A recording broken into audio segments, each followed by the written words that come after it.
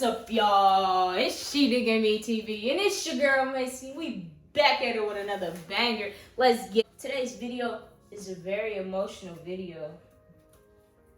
I will be giving you guys a little piece of me. You feel me? So this is me talking to y'all, telling y'all my story. I don't really open up to a lot of people, but I'm opening up to the tube right now. I'm gonna let you guys get a little piece of me. And just to set it off, to break it off, I'm gonna be popping this confetti. You feel me? I went to Party City, so shout out to Party City. I got the confetti. And today we are celebrating 10 years, bro. 10 years of being cancer free. I've been blessed. It's emotional. This is for surely emotional for me. But I'm excited to be healthy, alive, blessed. This is my own place. I'm filming in my own place. I just got my own spot. It's a blessing. We're gonna pop this together.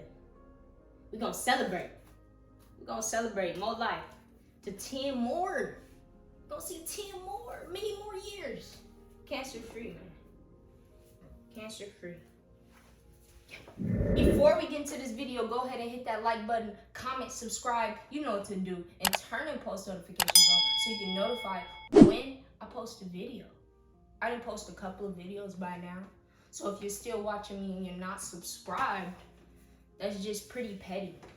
That's pretty petty, yo. That's petty. It's not okay. My heart's jumping. My heart's jumping right now. Because it's deeper than this confetti right here. It's so deep. I'm gonna tell y'all my whole story. You know? I'm gonna try not to miss a bit.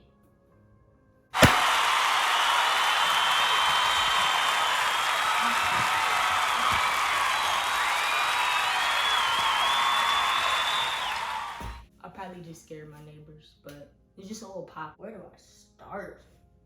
Where do I start, y'all? I really don't even know where to start. So at the age of 13, I was diagnosed with cancer. And as a kid, at that age, I'm hanging out with friends. I play basketball. I'm on a basketball team. All my time is devoted to basketball. So how did I find out? This is how I found out, y'all.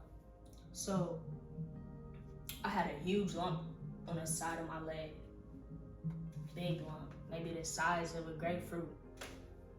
It was red. And it was really red. And knowing me, I play basketball, I'm an athlete. So I'm thinking that it possibly could be from basketball. Maybe I hurt myself doing basketball and didn't really notice it. So one morning I woke up. I'm staying with my mom. I woke up. I get out of bed. I can't put no pressure on my leg. No pressure at all. Little tippy toes on the floor. Hurt. Ouch. That hurt. Ouch. That hurt. You know, so right off the bat, I'm like, this is not normal. Why can't I walk? Why can I not walk? So I call my doctors, get an appointment, and they ran some tests, and they ran numerous amount of tests. It was like, we gotta take a test, and we gotta take another test. I took so many tests, it was like, starting to get overwhelming at this point. So at this point, I'm kind of concerned about myself, my health, what's going on. I'm just a kid playing basketball. I'm missing games. I'm missing practice. Like, this hurt. I can't play in the next game. I can't practice. So after running numerous amount of tests, the doctor said they seen something on the scan. And it was cancerous.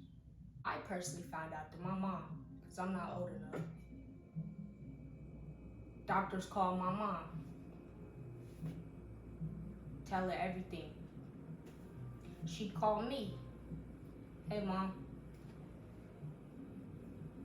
She asked me if I'm at home. And we all know when your parents ask you if you're at home, something bad probably happened. In my opinion, something bad probably happened. My mom asked me if I'm at home. I said, yes, I'm at home. She said, I want to tell you something, not over the phone though. I want to wait till I see you in person. So I'm at home wondering, what can my mom possibly what is she about to tell me, you know? So she come home, not forever, man. My mom is the strongest woman on this earth. One of the strongest women I know. You feel me? She came home, sat next to me on a couch, and told me I had cancer. I'm a 13-year-old kid. I didn't even know kids could get cancer at that age. I didn't even know. I don't know much about it. Maybe I know some family members passed away from it. But knowing the fact that I got it, I didn't know how to feel. So the first thing I do, what I should have never done, is I go on Google and I research. I'm looking up cancer. You know, that's probably the worst things I could have ever done. I'm finding out people die from it.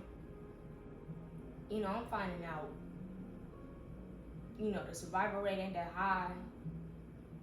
I'm finding out all these things not do anything but hurt me, make me sad. And then I had a conversation with my mom that I might not ever be able to play basketball again. And if you knew me, like, growing up as a kid, like, basketball was everything to me. Like, I don't know. I was never planning on trying to play professional or anything, like WNBA or nothing like, but like, I enjoyed playing basketball. And like, everybody knew that, you know? So for that to be taken away from me, hurt. It's probably one of them scars to this day. Hurt me, you know? But I found that I had cancer and my life changed. It changed 100%, you know, and I don't regret having cancer. But the process was overwhelming. I mean, having cancer, I can't even put it into words, but it was traumatizing. Being in and out the hospital, receiving chemotherapy, like, all of my hair fell out. Like, as a girl, as a woman, it's heartbreaking. Like, our hair is us, that's our image. Like, you know, I was obsessed, you know, like, over my hair. I mean, like, maybe I didn't have the best hair, but like, just to know that the chemo that I've been taking in order to get rid of the cancer cells,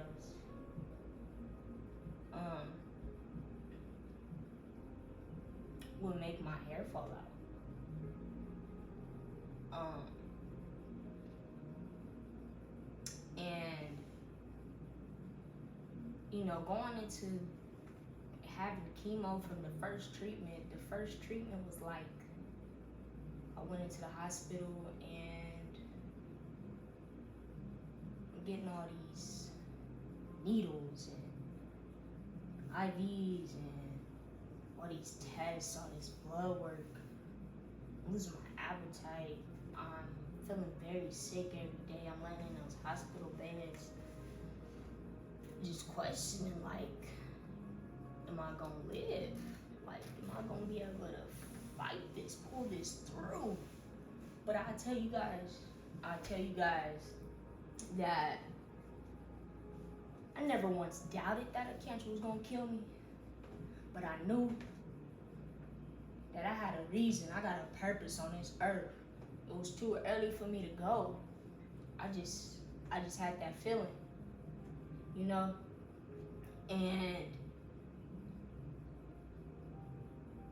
being in the hospital and receiving chemo is like the worst traumatic, traumatizing experience anybody can go through. So my heart goes out to anybody that's going through chemo, or has a loved member that's going through chemo, or has cancer. It's serious. Cancer makes you feel horrible. You know? I'm talking about I'll be in the hospital days and specific times that I gotta receive these treatments in order to kill these cancer cells.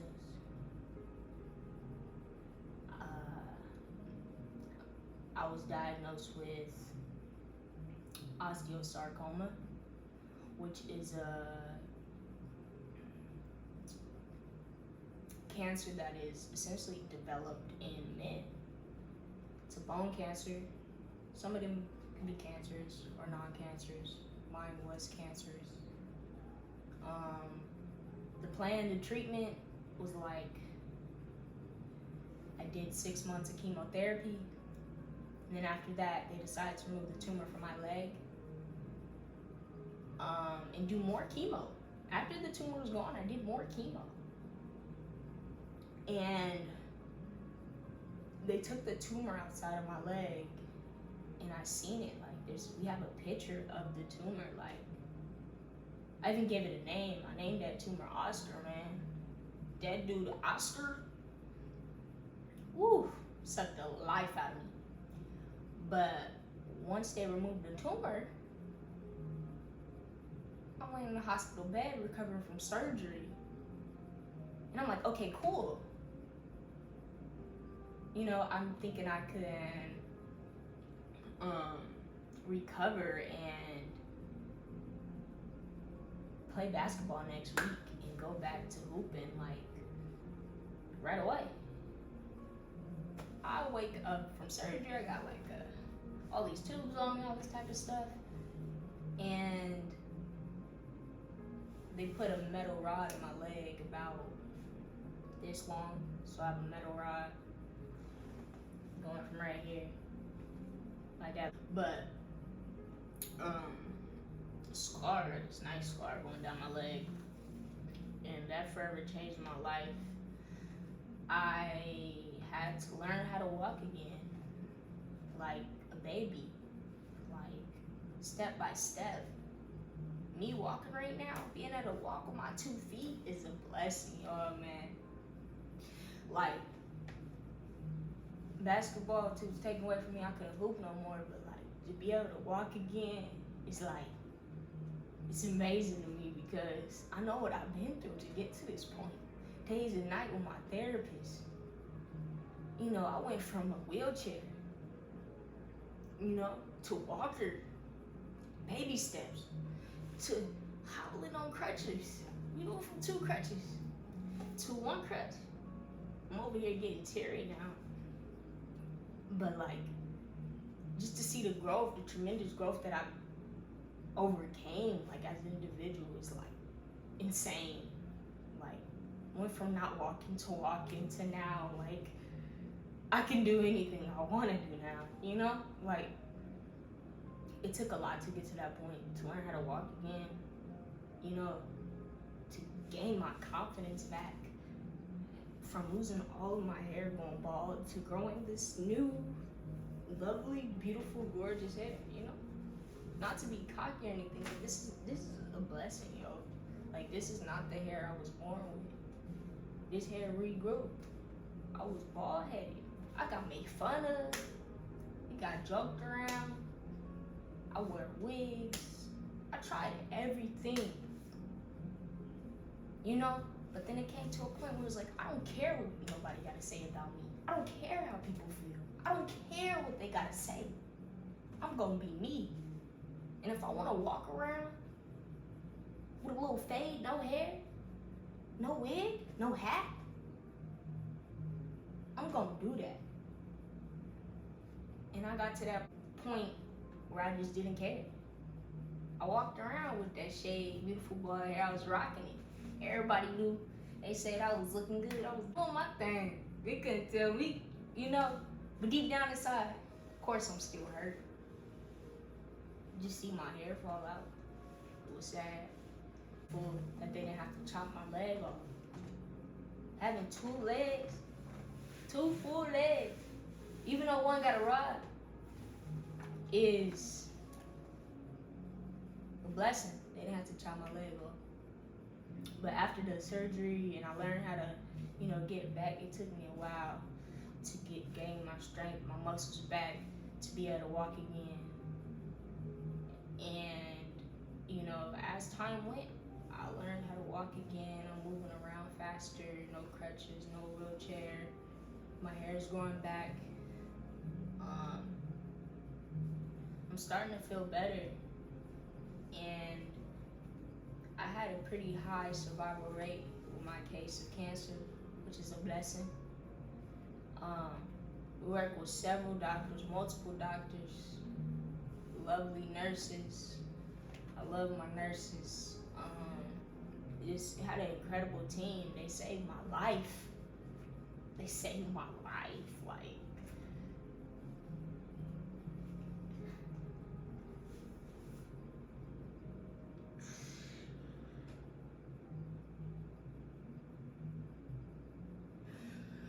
it took like so long to get to a point to be able to like talk about this.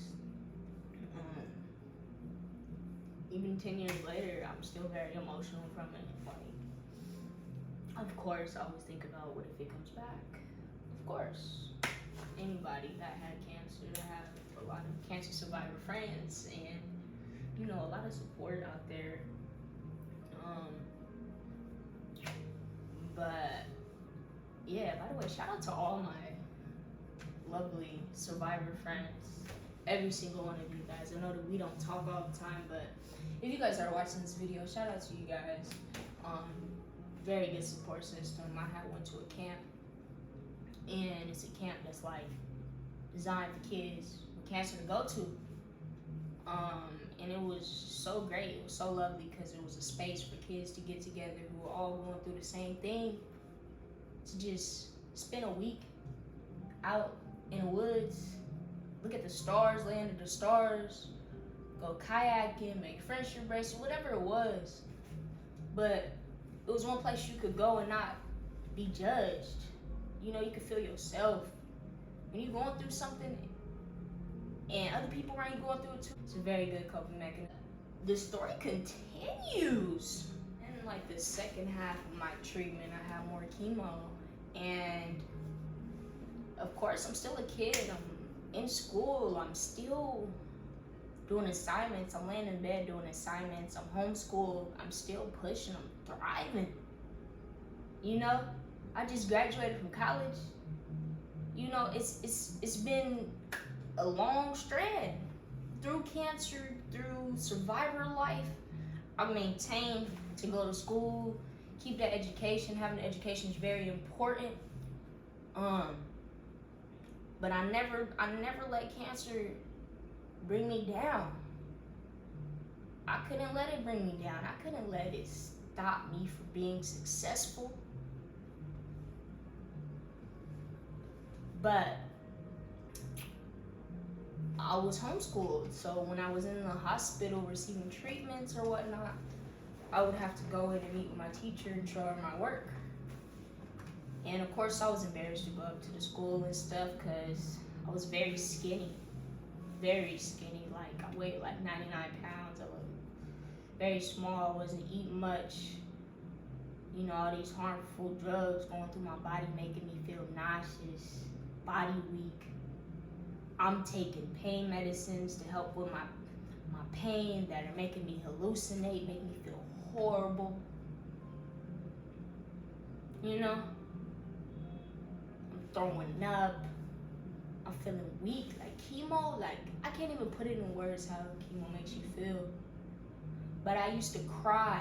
I used to literally be in my bed and I would cry as I look up and look at the IV and just watch it get to me.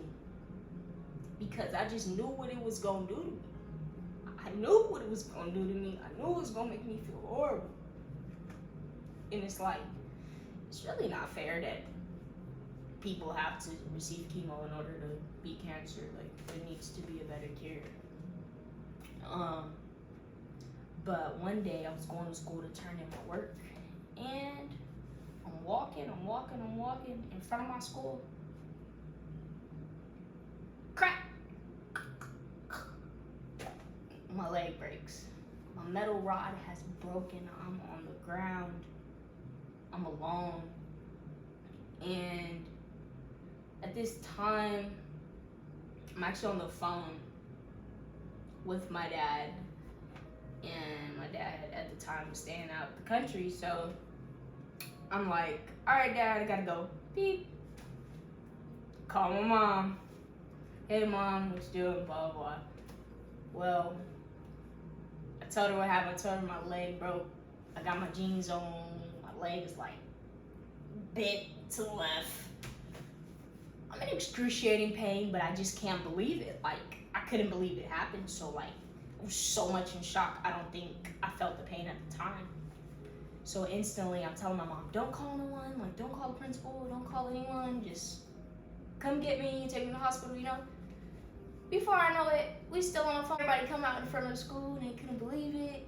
Next thing you know, the firefighters pull up, and I got my brand new jeans on. They come, cut my jeans, and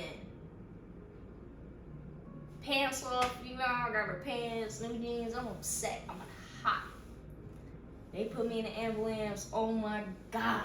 They trying to give me some pain medicine and stuff, but I'm still, I started feeling the pain when I got in the ambulance. He hit one button, boom, boom. Woo! It was a very excruciating pain. So then we go in, and this is surgery number 2. This is surgery number 2. They gotta go in, they gotta tighten up, fix a part. Like, am I a car? Am I a car at this point? Nah. Oh, excuse. They go in and they fix it, and this is the second time around. So at this point, I'm like, kind of familiar with the process. And of course, I gotta continue to heal and get therapy. It was a setback for a major comeback, though. Minor setback for a major comeback. And yeah, I continued chemo, and then thankfully, I beat cancer. And the afterlife, 10 years later today, I feel amazing. I'm healthy. I'm living my best life. I live every day like it's my last. I never take anything for granted. You know, like, you never know. Life could be going tomorrow. You never know. Give you guys a piece of myself, a little bit of piece of myself. I know that story is probably everywhere. But I just gave you guys a piece of myself, so go ahead and give this video a thumbs up. Please like, comment, subscribe, and I hope this video touched you in some way, because I'm touched by the whole situation. And 10 years, guys, 10 years.